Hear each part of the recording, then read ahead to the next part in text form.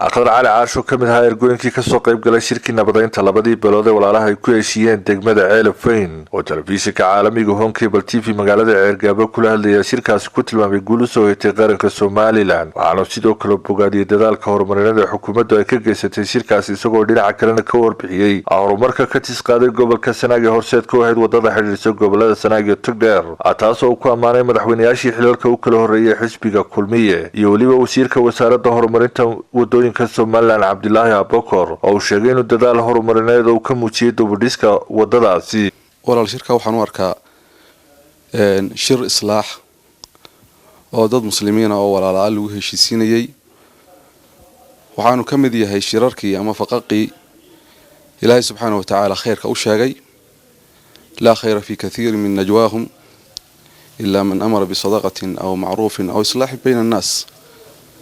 in badan oo faqooda kamida khayr kuma jira baa Ilaahay yiri tabaaraka wa ta'ala mid lagu islaaxinayo dadka mooyaane ama wanaag lagu farayo ama sadaqada la isku amrayo mooyaane marka shirkaas wuxuu kamid ahaa shirarka sharcigu in amray ee uu booriyay ayuu kamid ahaa runtii wax wanaagsan way ka soo baxeen waan ku faraxsanahay inaan ka Ilaahay subhanahu wa ta'ala iga dhigo dadkii ka soo qayb galay xukuumaddu dadkeeda iyaga ka mas'uula xaalkoodu wuxuu ahaa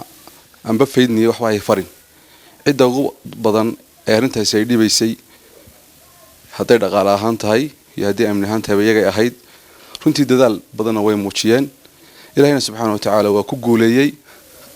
annaguna waan ugu mahadnaqaynaa sida wanaagsan ay u shaqeeyeen ana sidoo kale Khadar Cali Caarshe uu ka warramay horumarka ka tisqaaday gobolka Sanaag ee horseedka u ahayd wadada isku xidhisa gobolada Sanaag iyo Togdheer bismillaah walaal runtii isbedel wanaagsan baa muuqda oo ay ugu mudan tahay wadada Ceergabo oo runtii isbedel fara badan ku keentay iyada oo dadkii u soo safrayay gobolka Sanaag ay iminka safarka ku qaadanayaan muddadii hore aad iyo aad uga kooban cidii hal abuurkeeda lahayd iyo cidii fulinteeda lahaydba runtii bogaadin iyo amaan baan u haynaa isbedelada aan arkay ama waxyaabaha aan aadka ugu farxay waxa kamid ahaa jaamacadda laga unkay garadag runtii waxaan aad iyo aad ugu farxay bay ahayd horumar bay ahayd waxa soo dhanna waxa sababaya oo aabba u ah wadada yaani laga sameeyay oo runtii marka laga bilaabo degmada Ceergabo ilaa fadhigaab iminka maraysa xagga shishana in doora oo aad iyo aad far badan yaani la soo kaxeeyay ila garadag runtii waa horumarkaana waxa iska leh mahadeeda iyo bogaanteedaba hadba cidii gacanta ku haysay waxaan aad iyo aad ugu mahadnaqayaa wasiirka Cabdilaahi Abokor oo runtii hawl adag ka wada dadaal fara badan muujiyay nayaayir fara badan shaqada uu xukuumaddu u eegmatay maaragtay u haya isaga iyo xukuumadda uu ka tirsan yahay madaxweynuhu Muuse Biixi Cabdi Gadhowdeen ka yahayba aad iyo aad baan ugu mahadnaqaynaa haddaanu nahay waxa weeye midalan shacbi weynaha gobolka Sanaag iyo kaaliyaasha la shaqeeya sida maarayaha horumarinta wadooyinka iyo dhammaan wixii cidii kale la shaqeeyay aad baan ugu mahadnaqaynaa waxaana sidoo kale Khadar Cali Caarshe uu sidoo kale hambariyay maayirka degmada Ceergabo iyo golihiisa deegaanka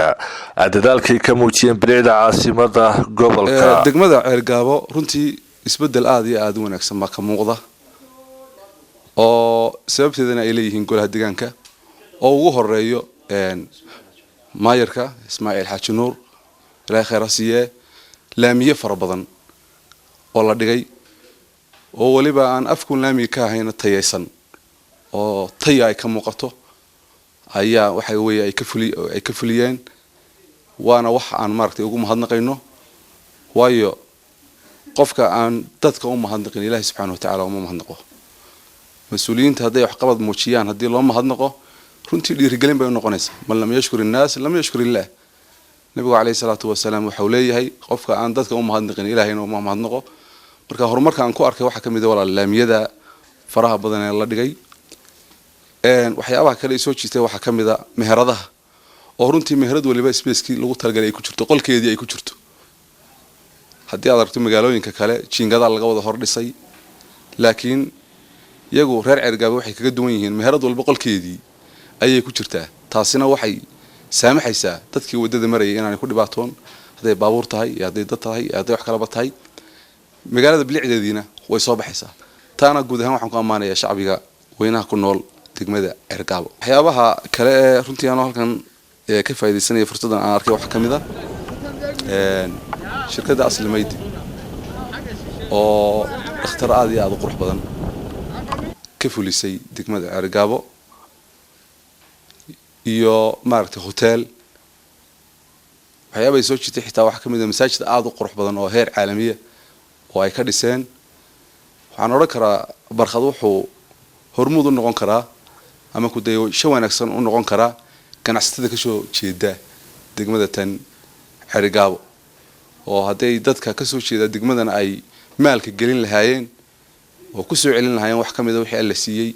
way dhismi lahayd horumarka gobolada kala gaareen way gaari lahayd isagana aad iyo aad baan u bogaadinaya waxaana ugu dambeyntii Axmed Cali Caarshe uu fariin soo jeediyay qurba joogta dalka dibadiisa ugu baaqay inay ka qayb qaataan horumarka gobolka waxaan kaloo aan fursadan ka faa'iideysanaya aan la hadlayaa qurba joogta reer Sanaag oo runtii ay tahay inay ka qayb qaataan horumarka yani ka socda Sanaag iyadoo in badan gobolka Sanaag la yiraahdo wuxuu ka dambeeyaa gobolada Somaliland haddana iminka wadadaasi waa mashruuci ugu ballaadhnaa ee Somaliland laga qabto intay jirtay waa loo roon yahay iyaguna inay dadaalaan oo horumarka ay ka shaqeeyaan baan aad iyo aad